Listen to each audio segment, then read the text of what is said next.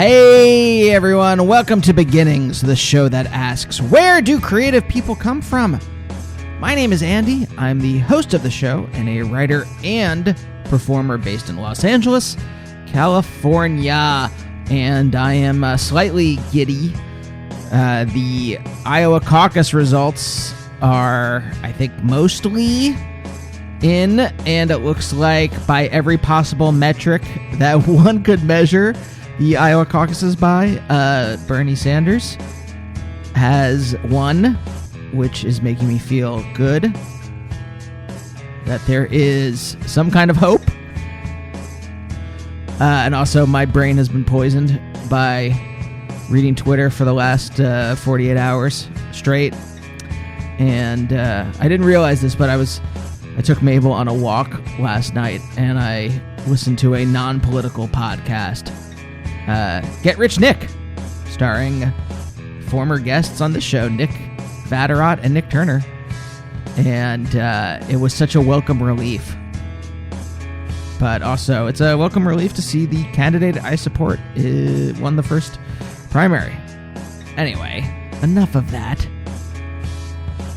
This podcast should be some relief from the maelstrom engulfing us currently.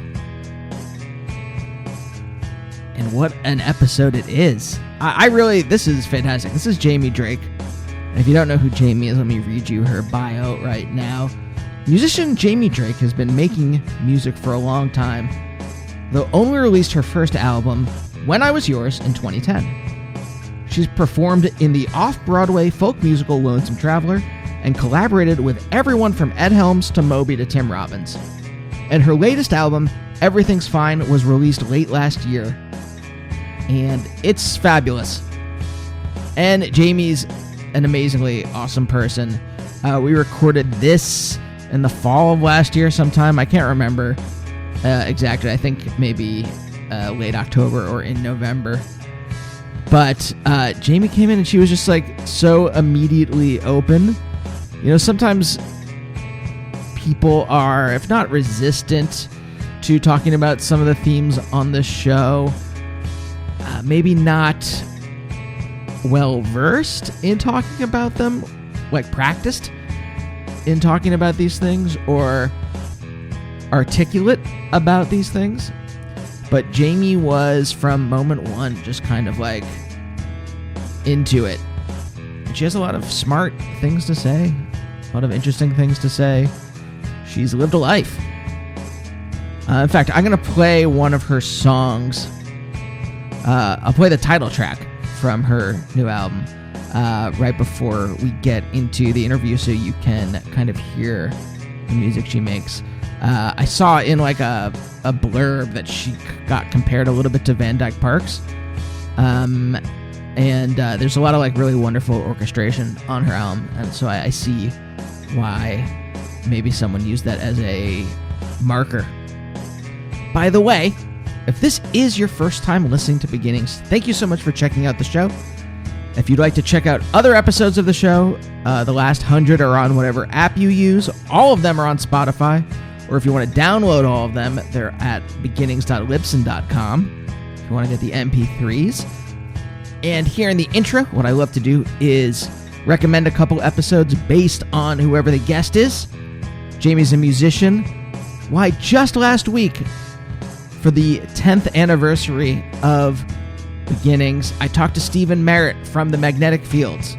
And also recently on the show, I've talked to Vagabond. I've talked to Ellen Kepner from Palehound. Recently, who else have I talked to? Patrick Stickles from Titus Andronicus. Michael Cronin. That was pretty good. Oh, Red Cross. That was great. Colin Newman from Wire. And tons more of people. Like I said, 10th anniversary. That means there's 10 years of interesting interviews with TV writers and filmmakers and actors and comedians and artists and plenty of other musicians. If you want to subscribe to the show, please do. You can do that on Apple Podcasts or on Stitcher or Spotify or Google Play. And I'm on Instagram and Twitter at Andy Beckerman. I think that's about it. So without any further ado, here's the title track from Jamie's new album, Everything's Fine. And right after that, my talk with Jamie Drake. All right, have a great rest of your week. And here's Everything's Fine. I've been thinking about the past, how it seems like nothing ever lasts. All the moments and the memories in my brain spin around to the beginning just the same. You and I were like a song. By the bridge we knew that it was wrong. By the time we had become a throwaway, we'd spent precious years rewriting shades of grey. But I'm not gonna say that it's over. Let's hold on for a while. Give it time. Give me a minute. Maybe tomorrow we'll find everything's fine. Should've known it never lasts. Sinking ships will have a torn up mast. But the comforts of tradition and routine were holding us together at the seams. Is there a reason to the ride? Seagulls said the seasons have their time. I suppose we'll never know the purpose of all the moments that we spend on human love. But I'm not gonna say it, that it's over. Let's hold on for a while. Give it time. Give me a minute. Maybe tomorrow we'll find everything's fine.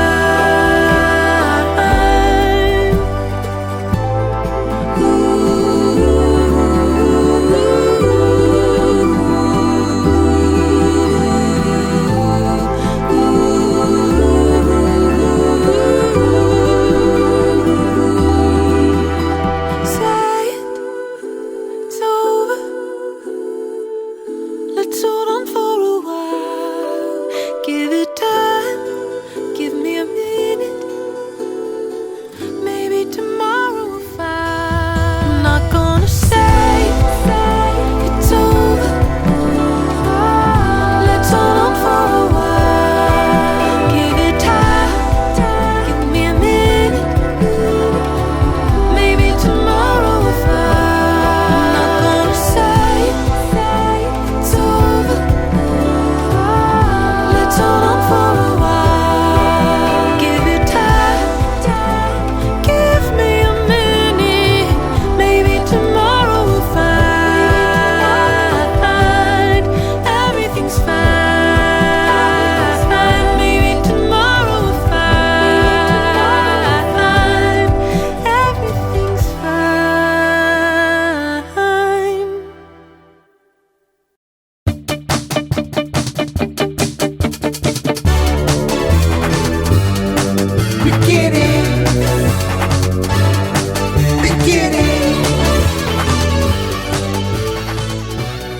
You walked into a fairly chaotic situation. I don't know if you are just being, the dog everywhere, and you seem like a nice person, or you are being polite. I'm not sure which, because we've only known each other for roughly 5 minutes.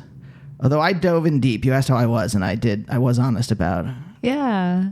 good, but with a foundation of good, with rafters of anxiety, if that's the metaphor, I guess. Yes. I'm sensing the anxiety. So you're either a very polite person or you are a nonchalant person, I guess. Is that? I think I'm just experiencing it from a different perspective. I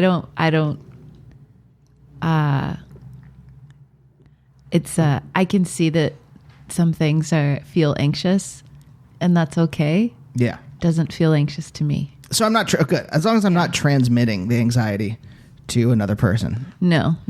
Not yet, at least. Do you have like a central emotion that the rest of your personality swirls around? Is there some kind of a certain emotional gravity? Does that make sense? Mm-hmm. Like Yeah, mine would be so. like anxiety, but like I'm not like a mess of a person, but there's just Right. like that Yeah. seems to sit at the center of the black hole of my heart. I don't know. Aw. It's a little. I've been there before. Some days are like that for me. Oh no, my entire life. Yeah. I get it. Yeah. So is there an emotion for you that is the center of your emotional solar system? I feel like it changes for me. It just kind of depends on, anxiety has been one of them. Although some people perceive me as being pretty calm. But then when they get to know me better, they get to see that part of me more, I think. The anxiety part. So in other words, you keep it together. Sometimes, I suppose.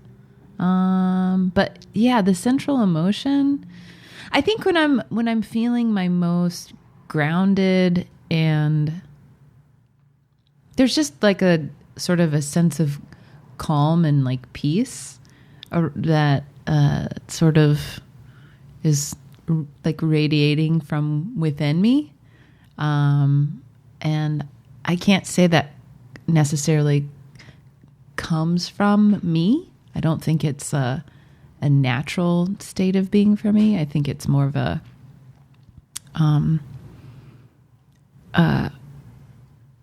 what's the word I'm looking for here? A surrender to that. Interesting. Yeah. So there was a time in your life where you were not where you were battling it. I think on a daily basis, I battle that. But what, like that idea, like when you said surrender, I actually I imagined in my, I've always had a tough time with the physical metaphors of therapy, like things like letting go and like, what is that? How do you actually do something like that? How do you actually do a physical metaphor in a mental space? Right. And the idea of like surrendering is the same kind of metaphor to me as Right. letting go. But I can feel like when I actually like pay attention to my body, when I think of those words, I can feel the tension and I can feel the idea of like what it is to hold on to that tension, but I don't know what it means to surrender. You can feel, say that again. You can feel, I can feel like right now, feels like when you like- said that, I was like, I like paid attention to my body for a second. I'm like, oh, okay, there's where that anxiety is being held. But like, yeah. the idea of surrendering to something, and I understand what you're saying. Like, there's a kind of like, I'm not sober, but I have a lot of friends who are in recovery. And yeah. the phrase "let go and let God" is Right, like yeah, one yeah, of those yeah. things, Yeah, right? Where totally. you surrendering to something. Yeah. I'm a control freak. Are you? Totally. So it's very difficult for me to surrender to anything. Yeah. I think part of that, the surrendering is finally believing that that's possible. Because I don't think, I think so oftentimes we can go through life holding on to these different things. And sometimes it's so much a part of our identity that we don't know who we're going to be if we let go of them. Mm-hmm. Yeah. And so, yeah, I think for me, me sort of running my own life and continuing to function in certain ways that weren't serving me anymore, I just at some point throughout different circumstances and lessons in life and such, like I've tried to shed some of those things. And I think it's actually what it is doing is it's actually uncovering who I really am, which is interesting because we hold on to these things that make us so much like we think it's so tied so much to who we are as a Yeah, person, yeah. but they're actually constricting us and like keeping us enslaved. It's kind of wild. Ooh. So okay, I mean, one of the themes of the show, I think, is identity, and how do you figure out your identity? Because I think I said identity broadly, but as a creative person, whatever your creative identity is I was going to say is tied into like your identity as a person, but it's probably not any different. Your identity is a creative person, and so they're one and the same, as opposed to like, this is how I am when I create, and this is how I am when I'm living the rest of my life. So I mean, we can. That's probably the breadth of the show. Will be kind of like sussing this out. But how did you get to that point where you realized whatever, and we can talk about that is if you're comfortable, whatever it is that was constricting you, how did you, what was that stuff? How did you figure out your identity on the other side of that? Because there's a lot of fear. And I think when I first started therapy, like 6 years ago, there was a lot of fear of who I would be on the other side of it. And there's a certain, I think therapy in a certain sense, or like coming, even if you're not going into therapy to figure this stuff out, there's a certain idea of mourning the person you were to become the person you want to be in some way. Does that make sense? Yeah. I'm kind of talking off the cuff now. So no, there's definitely a mourning to that for sure. And I think part of that too is like not wanting to say goodbye to that portion of your life, whether it was, it's like there's like a feeling of nostalgia, that's tied to that, and the fear of like stepping forward. How could it possibly be better? How could it top this portion? Even if the reason you're going to therapy is to heal yourself in this area or whatever, try to become a better person or whatever, Yeah. So, I mean, were you ever able to figure out your identity before you figured out this other stuff, who you were as a person? I think that this is sort of a broad stroke for me to say. And also I'm making the assumption about other people's experiences too. Yeah. But I mean, I truly believe we, from the moment we were born, like there's something about like, we know who we are. There's like a deeper knowing, like within us. It's like we already know who we are, but then as we grow, like we get things kind of pushed on us, and we believe lies. Right. We go through different traumas. We're covered up, so that little person that we were born into this world as, like, gets covered up, and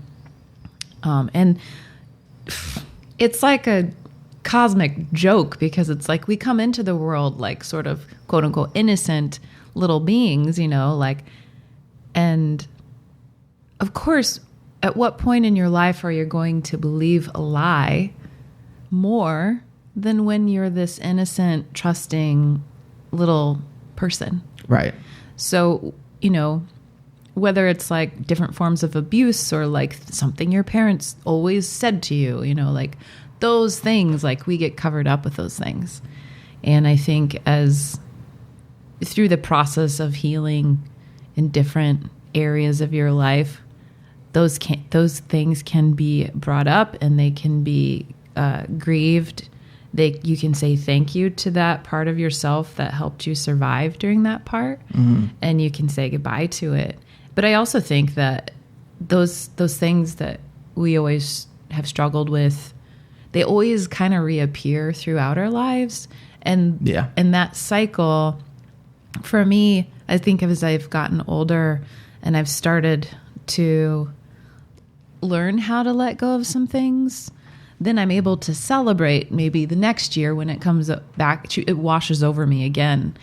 And I'm like able to be like, I've grown a little bit in this area because it doesn't hurt as much, or I see it differently because I don't feel that way about myself anymore, or, you know, and you're able to like celebrate and be like kind of proud of yourself. Yeah.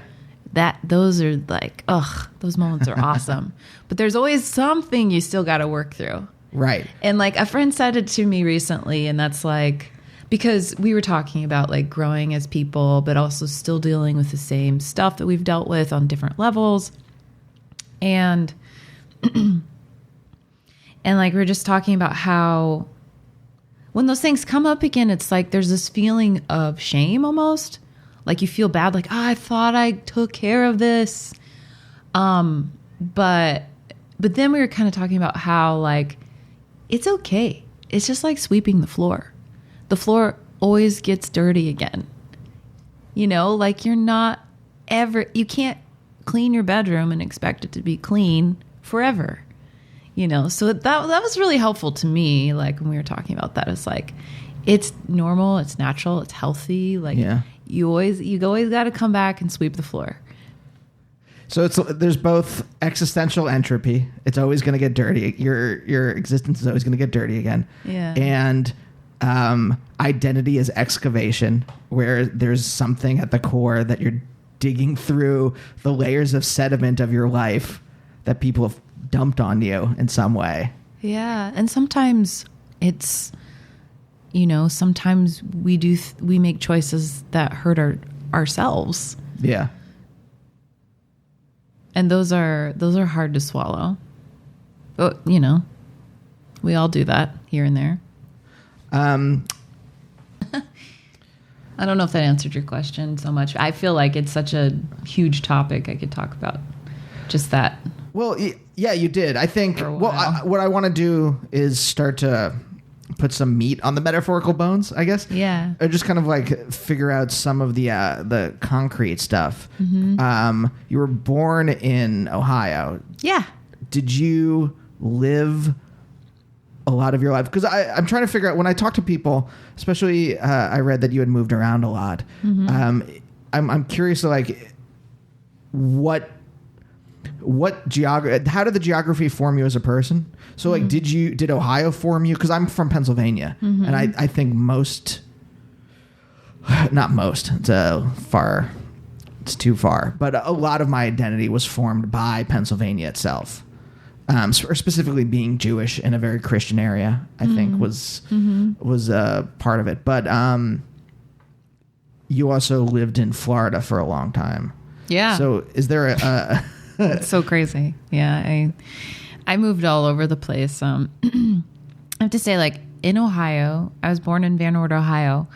And my first home we lived in a trailer on my grandpa Thompson's farm.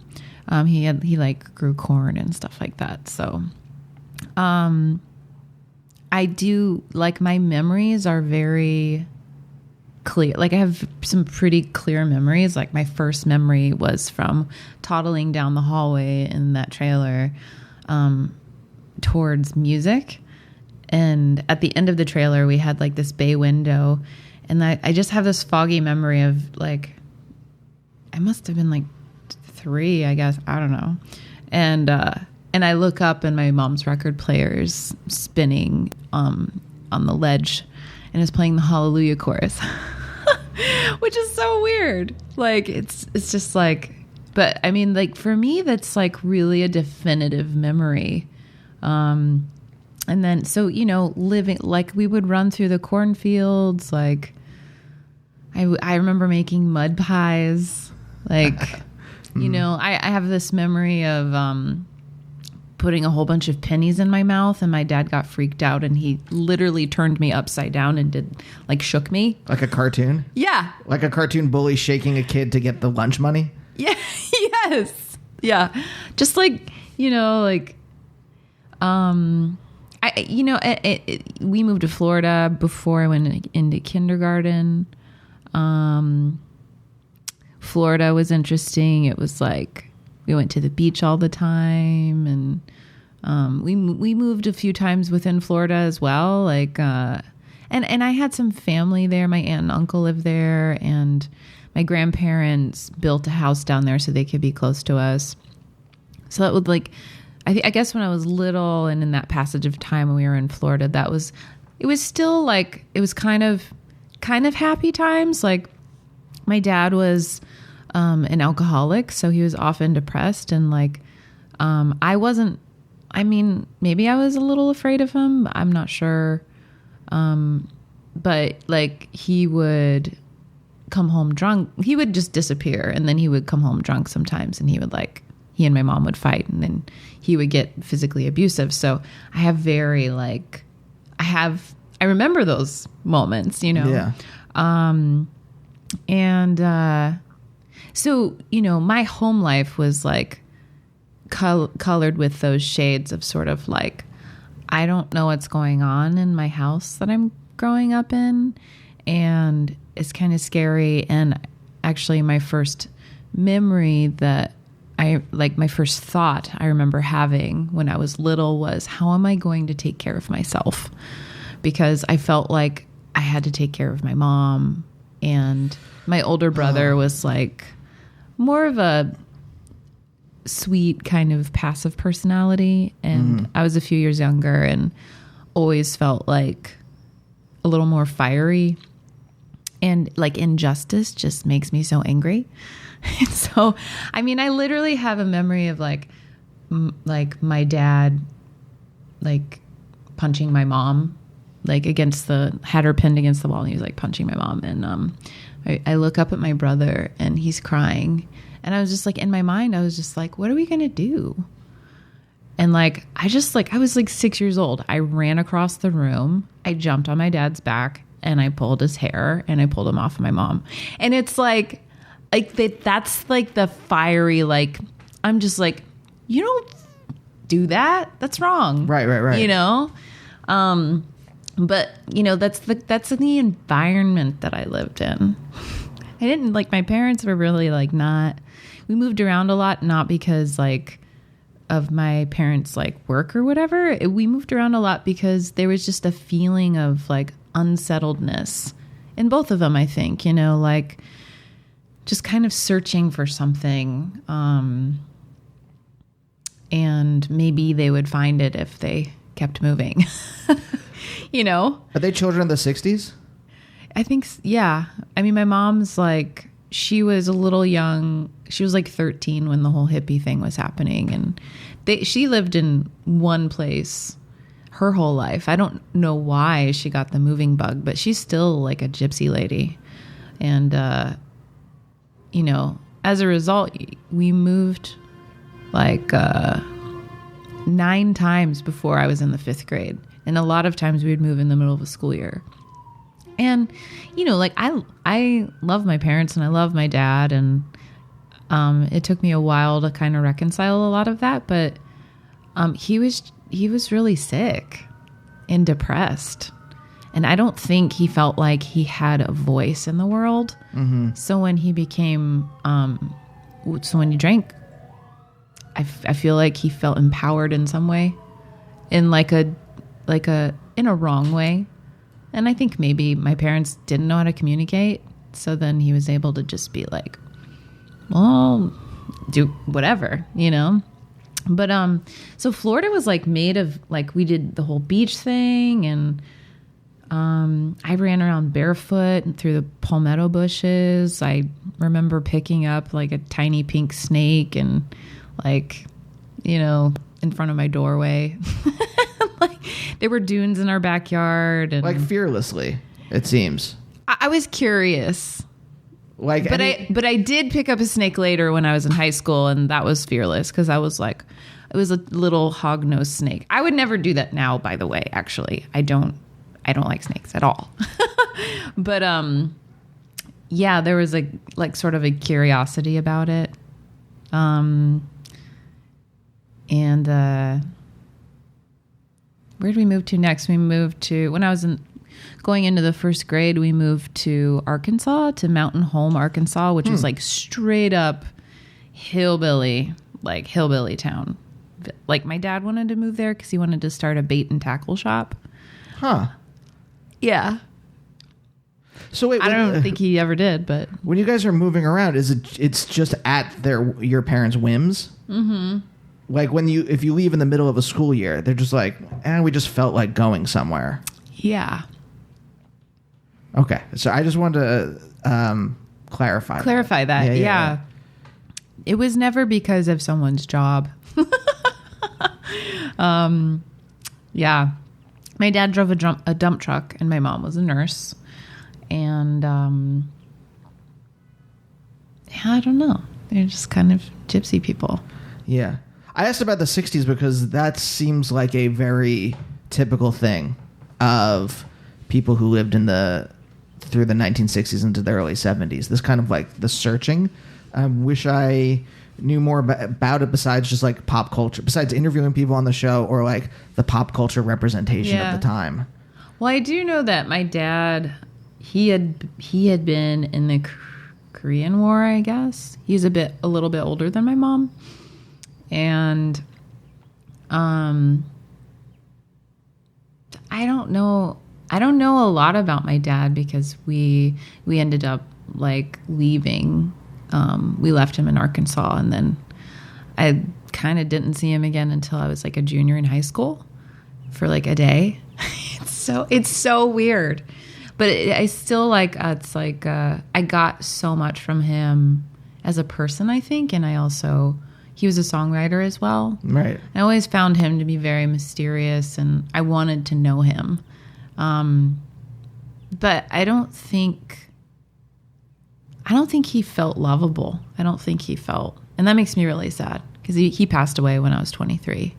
So like when I was finally kind of getting over being pissed at him, he like died. He died of lung cancer. So, it's like so sad. Do you still have that kind of question mark? Like this, like totally this kind of like who was he as a person? Like it's an unsolvable mystery, right? Yeah. And also weirdly too, when my parents divorced, the Thompson side of the family, they're like these northern farming people. They're just very kind of cold and reserved, and they just stopped talking to us. And like, you know, like my mom even tried to get my grandparents to be involved with my brother and I, and they just kind of fell off the whole whatever. They just fell out of communication and didn't make really an effort to stay in touch. But many years later, when my dad passed away, I got a call from one of my uncles, and he was just crying on the phone saying that he was so sorry that they had not pursued a relationship with us, but that the whole family really loved my brother and I, and they were really, they really regretted not staying in touch. One of my uncles actually came out here a few years ago, and I got to meet him again, and it was so nice. It was like hearing his voice and seeing his face and everything. I was like, oh my God, like he reminded me of my dad in a good way, you know, like getting to experience like the good parts of being related to sort of this mysterious person. Yeah. Was it just when they stopped communicating? Was it just this kind of that cold northernness that, like, again, I saw it in Pennsylvania, and I attribute it to like kind of this PA Dutch Germanic. I mean, I don't really know what the answer is. These are just my guesses, but that kind of like emotionlessness that came over from Germany, right? Or at least like. Or some waspy kind of like repression. I don't know, but like I know that it's much like fracking liquid in the groundwater of a small town in Oklahoma. It seeped into it seeped into my veins a little bit and seeped into a lot of stuff. Was there? What was that not communicating with someone like that? Is it just this like stubbornness? Is it repression? Is it a refusal to acknowledge what was going on with your dad? Some combination. I think of those my things? dad was always known as like the black sheep of his family. Like his mother died when he was like 8 and he was the youngest, and he was really rebellious, and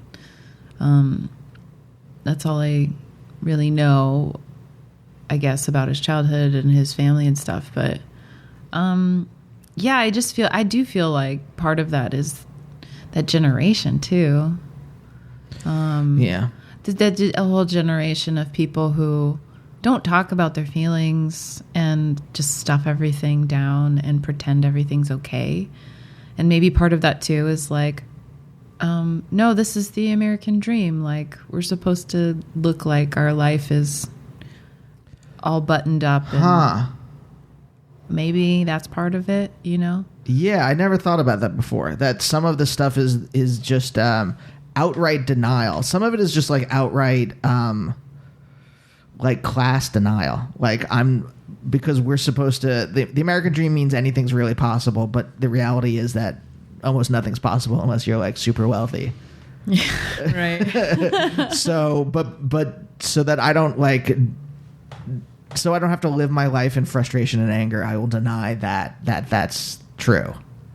Yeah, I never thought about that as being as like being part of the repression. I just always like thought about like, oh, it's just like, you know, propriety. It's like waspy propriety, or it's hereditary from old Europe or something like that.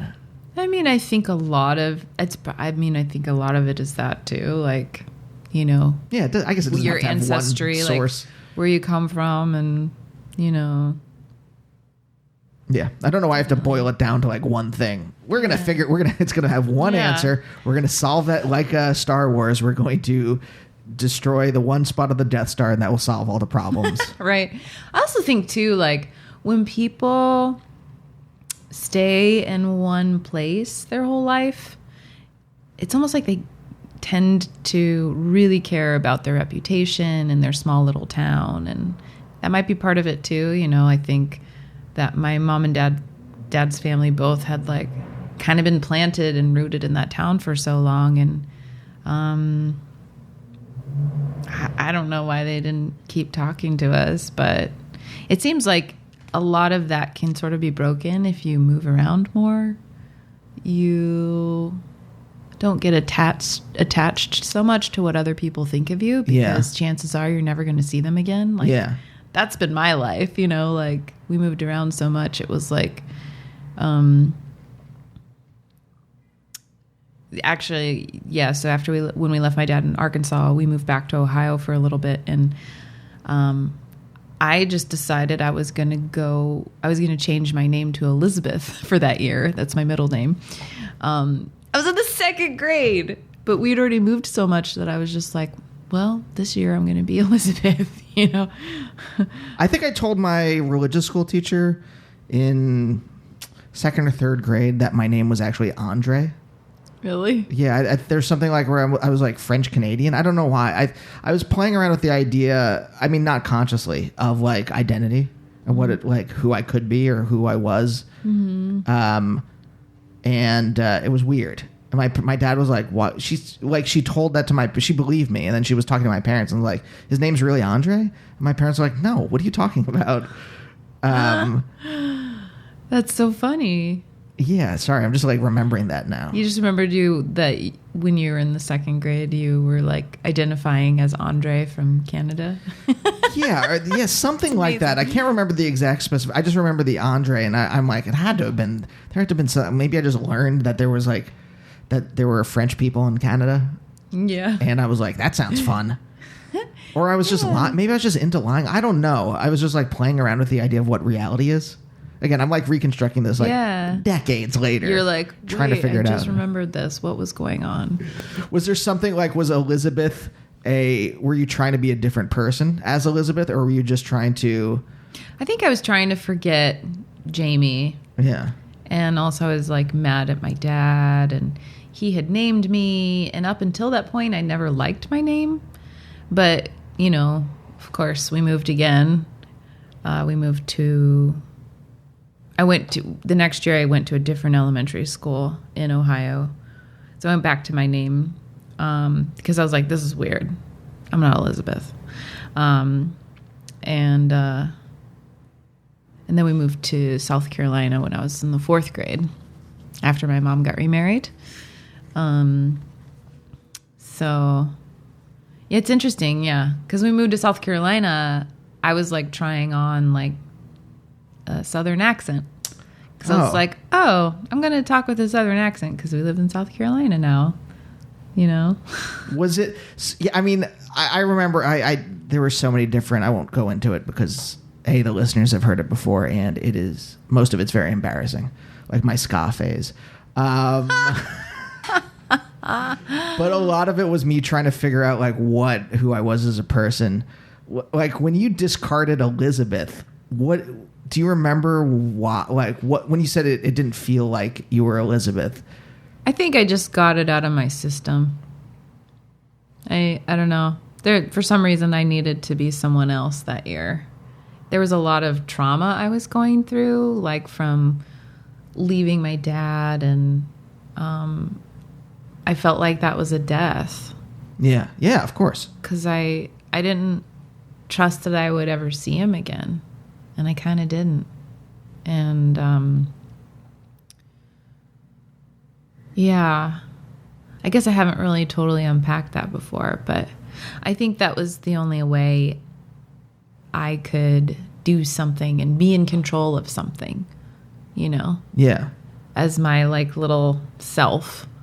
Like I couldn't control that my dad was an alcoholic or that my parents fought and were horrible communicators and not great parents because they were constantly moving us around and stuff. Like, so maybe that was just something I could hold on to for myself. Yeah, or it could be like a character. Like I was thinking as you were talking about like when I've performed as characters. And I'm like, the freedom that gives you to be like, well, I can just say what I want as long as it's like in the guise of, as long as it's what this character would say, I can do what I want within that because it's not me. Yeah. And I can, anything that's maybe weird, I can be like, well, that's just what the character would do. Yeah. There's a certain kind of like, when you do something like that, there's a certain kind of like pushing the responsibility away or like, when you say like refuge, like I'm not going to have to deal with these things because now I'm Elizabeth.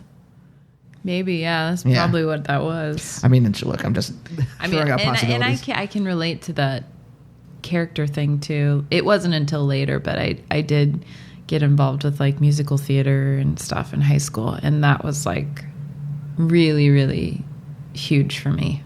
Just the way that it's very therapeutic for me at the time. In what way?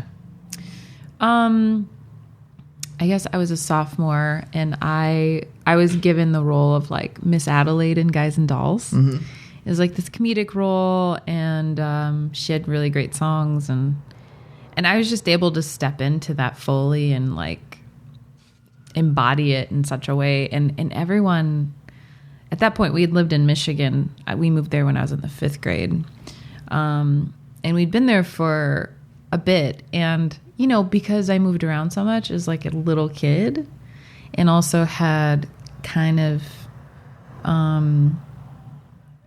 really not great home life my whole life, because my mom got remarried to my stepdad, and then that was just a whole other thing because he was more like, we think he's like bipolar, but it was but this is before people were really being diagnosed like that. Yeah, and he still hasn't been, but we all kind of think that he's, yeah. But that environment was like worse in a way because it was more of a mental and emotional abuse for like everybody involved. And that really, really sucked. So, but that further kind of pushed me into a space where I felt like I needed to hide for safety. I felt like I needed to, I just felt like I made myself invisible as much as possible, because it was like walking on eggshells all the time, and you'd get in trouble for things that were like kind of weird. And it was like, I don't know how to do anything right because this person like will get mad if, right, there's no whatever. Yeah, there's no kind of like if I do X, they'll react Y. There's like I can do X and I have no idea what the reaction is going to be. Yeah, and like And that fiery kind of like courageous part of myself that had been there since the beginning and was fully there when my mom and my dad were together really got squashed when my mom got remarried by my stepdad. And that part of my identity had gotten so suffocated and squashed and not fed that I like, you know, by the time I was in high school, like, so it was hard for me to make friends with people because we moved around so much. So every time, I remember when we left South Carolina in the 4th grade, I remember thinking, I'm not going to get my best friend's address. I'm never going to see her again. And we're never going to write each other because we'd moved so many times and I'd had all my other best friends' addresses. And I was just like, So it's like so sad to think like as a child, I got so accustomed to leaving people that then as a protective measure, I was just like, I'm just going to keep everyone at this safe distance because making friends with people never works out. Right. But I got I was very fortunate because like the first day of the 5th grade, I made like a best friend that I had like all throughout like middle school, and it was amazing. So that was really cool. But still, it was just like high school. High school sucked so bad. It was like, ugh. So when I went into this musical theater thing and I was given this part, I got to be funny and like have the spotlight on me in a way where I was expecting it. It was awesome. And people were like, oh my God, we had no idea you were so animated and all this stuff, you know? So yeah, I could really relate to that idea of like trying on different characters, like when you're acting or whatever, like it felt like this is a safe place for me this is a safe container for me to put these parts of myself that are there, but I'm afraid to be in real life or because they've been like kind of squashed. I mean, I had a old writing partner and performing partner who the thing he loved about being on stage was he knew the rules.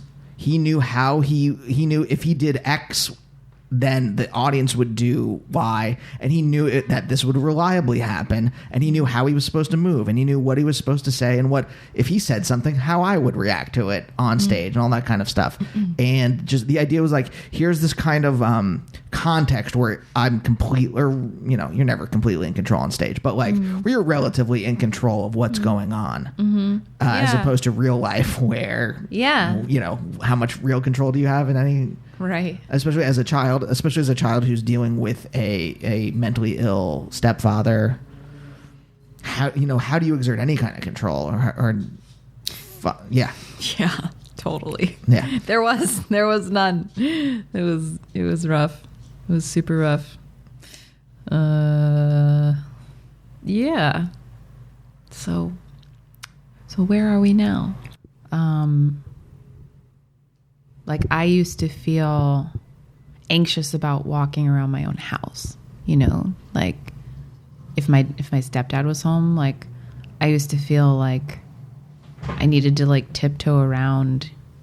And that's a horrible feeling to have in your own house. Like I've thought about that in recent years where I'm just like, I do not feel that way anymore. Thank God. You're always, I describe it. I grew up very naive and dumb. And which is good in some sense, in some context, but I think it. I describe it kind of like I was just like a cow chewing cud, just sitting in a field and just blithely unaware of what was going on around me, because it didn't really like. I'm just like kind of blindly attuned to the world now, without any kind of boundaries. I can't keep the world out. Anyone around me, if they're feeling an emotion slightly stronger than mine, it just hijacks my system because I'm just this stupid cow sitting in the field, metaphorically. A lot of metaphors in this episode, but I don't understand that metaphor, but I also like the hijacking. I think, is it because you're like an empathic person? Yeah, I am, but I never, because I grew up in a kind of repressed place, repressed home. I never learned how to control it in any way. I never learned how to build boundaries. I never learned. So it's just like I whenever I say like, yes, I'm an empathetic person, it sounds like I'm bragging or something in some way. No, I'm very empathetic. But, I am too. It's hard. Yeah. When you feel other people's energy. Yeah. Sometimes you need to go be alone so that you can remember what belongs to you. Yes. A lot of my time is spent trying to be alone in some way, which is difficult. My wife is probably the exact same way as I am, but probably not the exact same, but probably a more similar childhood. But I think about like you grew up kind of like always aware of what was around you, always kind of like looking back and forth. Yeah. 'Cause I was scared, I think. Yeah. And also like, you know, getting used to a new environment and trying to figure out like, okay, what is this environment going to involve? Yeah. I mean, how do you, is it just through musical theater? Because I was also thinking about music. The two things I'm curious about is like, is it through, you know, you had been interested in music for a long time, from what I understand, right? Yeah. Before that. Yeah. I've always kind of, sort of been haunted by melodies, I suppose. Mm-hmm. I understand that. Yeah. And I think in my early days, I probably would sing to myself, you know, to soothe like those anxious feelings. And a lot of my first songs that I wrote were about, you know, sort of for me to like help me process what I was going through. I wasn't thinking about becoming a famous singer or something, you know, sort of more of a survival technique. But it wasn't like I was doing it on purpose. It was just within it was like a built-in thing, you know, music. But what was your question before that? I was muddled, but the thing I was thinking of was is musical theater, is that where it starts to coalesce as both a way to see your way through some of this trauma and also a start to professionalizing this, a start to, like, does it become a calling at any point? Does that make sense? I think I thought that at the time a little, like, now I just kind of see it as part of my story arc. I know it's a tough one, you know. I'm just because I did go to musical theater school after high school, but I dropped out after the first year. And you know, also around the same time I started musical theater, I learned to play the guitar, and I immediately wrote my first song, and it was a country song called "A Thousand Tears," or maybe no, it was "A Million Tears." Yeah, "A Million Tears," loosely based off of the song Brandy. You know that song? And the sailors said, "Brandy, you're a fine girl." Yes. What a good wife. So I only got oldies, the oldie station in my car, and the oldie station in Sturgis, Michigan was WMSH. And that was just, I don't know. So I kind of like, the storyline for this country song was very similar to the Brandy song. It's about a sailor falling in love with a waitress. Doesn't work out because he's in love with the ocean. So ended up winning like a $100 prize at the talent show that year when I was in high school. So you're getting positive feedback for this at an early age. Yeah, I was starting to get like positive feedback when I was like, I'd say sophomore, junior in high school. And for, you know, and before that I had a piano at home and I would make up little songs on that and stuff too.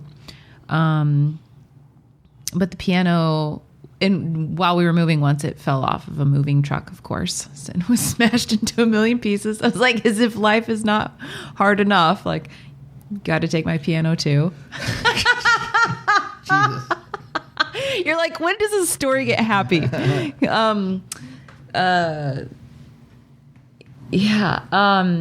So yeah, I went to musical theater school in New York City.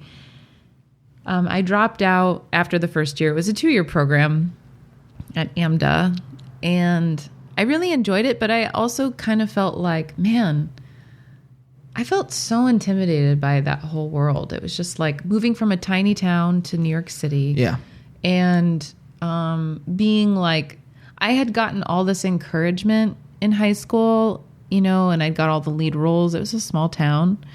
And then going to New York City, it was just like any kind of encouragement that I had felt that had sort of boosted my squashed ego sort of felt like overwhelmed once again, because I was just like, and also just like the money. I was just like, I don't feel like this is like the thing I need to step out as, like, when I get out of school. Like, I don't feel like I want to go audition for musicals. And everyone in musical theater, when I went to New York, it felt, the community felt so different than it did in high school. Obviously, it was like everyone was constantly acting, singing, and dancing all the time. And I was just like, what the hell? Is that real for you? Like, it's not for me. Like, I was like in my dorm room, afraid to go discover the city, like playing my guitar and writing songs and stuff. So I think I just needed more time personally to heal as a person and to figure out who I was before I could actually like go charge into the world as like with like goals and things. Yeah. It's just, it was a bit daunting. Yeah. I think the reason I asked that was your music to me, it seems more, especially your voice too, it seems, moving out here, I've really realized that, here's a parenthetical, by the way. Moving out here, I've really realized that a lot of people do this stuff because it's a fun way, especially TV. I don't know about music now in 2019, but like writing for TV or writing for movies or something like that, it's a fun way to be rich. And there's no particular talent maybe, or no particular love of craft, or it's I'm probably a little different in the world of music, but I'm probably not that much different. I bet if like the child of John Bon Jovi, if they want to play music, you know, they'll have the pathways to play music, and they will probably be able to make a decent living doing that, as long as they are not, you know, terrible, like just the pits. Yeah, but then they have to compare themselves to their parents, which is like a whole other thing. And I feel kind of bad for people that are. I feel like Jacob Dylan's done a pretty good job, though. You know. Yeah. But I mean, I feel like most the child musicians of famous musicians tend to. I can't imagine having to compare myself to like a rock star parent. But then there's the other end of that, which is like, you just have a life handed to you. Yeah. But then how do you find joy, or how do you have to work harder to figure out how to be grateful for your life? Whereas like I had a really hard life, and you don't, like, someone meeting me on the street or seeing me at a show, they're never going to know that about me. And not everyone that's had a hard upbringing chooses the path of healing and trying to find joy and like gratitude in their life. And that's not to like fluff my own feathers. It's just like, that's just the reality that my life, how it's played out. Because at some point I was just like, I needed to pursue music, for the joy of it, you know, like in my 20s, I got married really young, and I was married for 8 years to somebody that, we got married after barely knowing each other, which is crazy when I think about that. And we'd both been raised in like the Christian church. So it was like, divorce is not an option. We didn't even really talk about that until later. So I felt like I had done the right things on paper because I watched my parents do it wrong my whole life. And so like my way of rebelling was being like the good girl. Yeah. And like I ended up getting married really young, even though that tiny voice inside of me that I hadn't learned how to listen to was like, just trust me. You're going to be fine. Like, you don't need to do this. I didn't listen to that voice. Yeah. I didn't listen to that voice. And it took me a long time to listen to that voice. And I'm really grateful to have gotten the chance to, like my ex and I we split amicably at the end of my 20s. And I knew immediately what I needed to do at that point.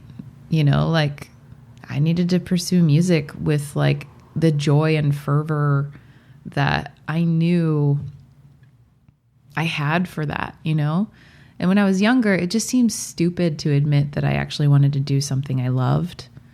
And I had also spent a lot of my time taking care of everyone else in my family. Mm-hmm. So I hadn't cultivated a healthy relationship with myself and my desires and my purpose.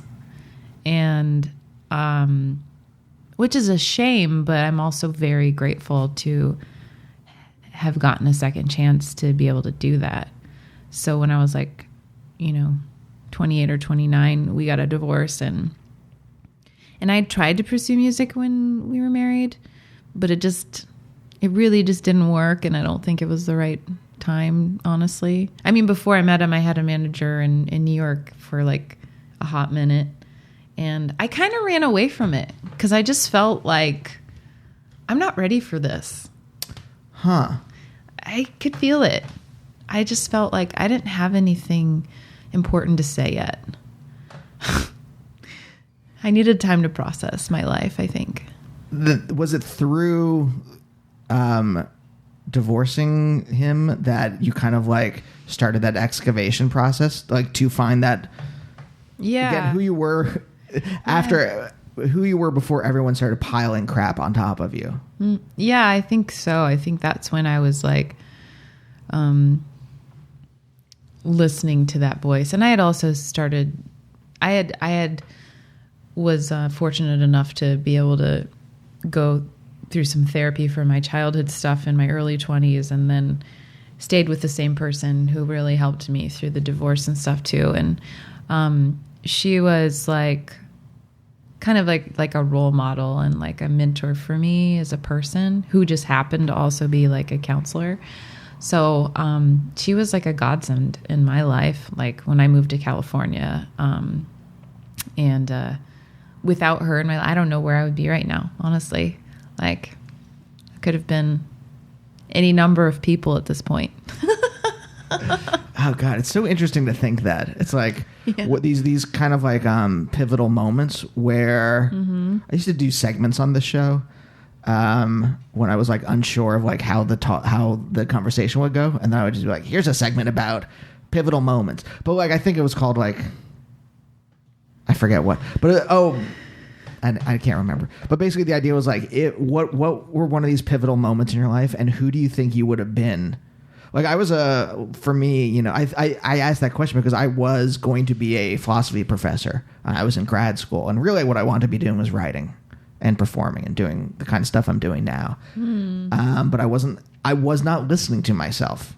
I really didn't gain that kind of skill until therapy. Until, I had someone saying like, you're allowed to like pay attention to what's going on in your body. You're not, you don't have to kind of like blithely wander through life without listening to that voice inside. Yeah. I think it's hard when no one teaches you. Yeah. It's really difficult.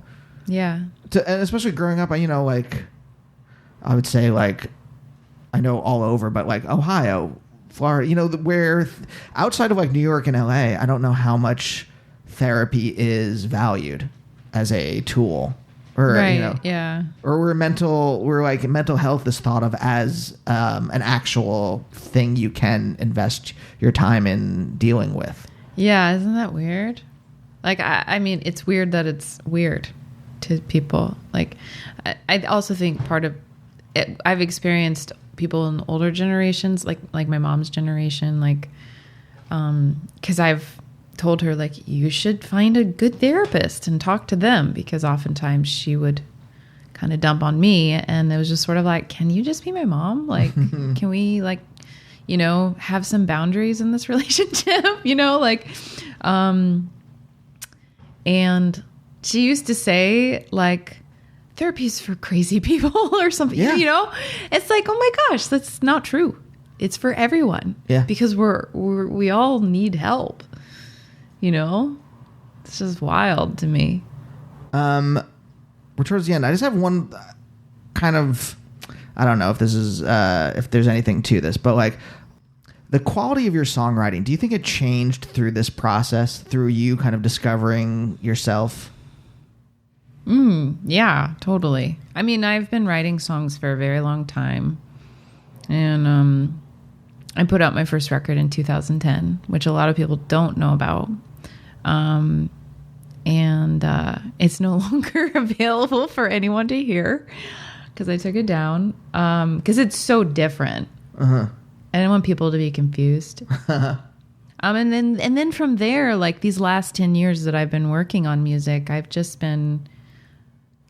dove in because I felt like in some way too, I felt like I needed to make up for lost time. Yeah. And I was just like fast forward, cannonballing my way through like doing, and just with like sheer joy and just, and so it was amazing. But I've put out some other records with other bands too. And I think a lot of my process in finding my voice was like doing co-writes with people, working with different producers. Like I learned this lesson of like my first record where I spent a whole bunch of money on something I had no control over. And then when it was done, I was like proud of it, but I was also like, I would have liked this to be different than it is. And, I think throughout my process, it's been like, it's almost like since that point, I started sort of like trying on different hats. I think some writers tend to write the same kind of songs, but I didn't know who I was as a writer, or I didn't know who I was as an artist. And I'd write sort of a jazzy tune. And then I went through a period of time where I wrote like a bunch of Americana style type songs. And I was thinking about making a record then. And then I was like, I don't want to be pigeonholed as an Americana artist. I write this other stuff over here. And like, so I put myself into different band settings where I could have more of a controlled environment where, like with Nobel, it was like I had AJ to like work off of and sort of help create a box in like a genre, if you will. But like once those different projects were done and those records were made, like I didn't feel like this is me. I want to step out as this in the world. And so by the time that was like solo album, I did this record that was never released with a band. I did Nobel. I did an EP with this Americana trio I was in. So that was like 4 records. And then by the time it was like the beginning of 2015, I wrote Make a Spark when I was in New York City. And I happened to be in a musical, which was kind of full circle, which was cool. And I wrote this song and I was just like, at that time I was thinking about how I wanted to make a spark, but I was afraid of making a spark.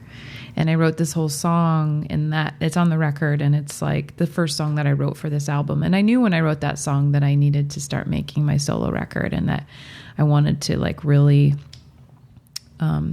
make this thing that I'd felt like I'd been dreaming of making for 10 years.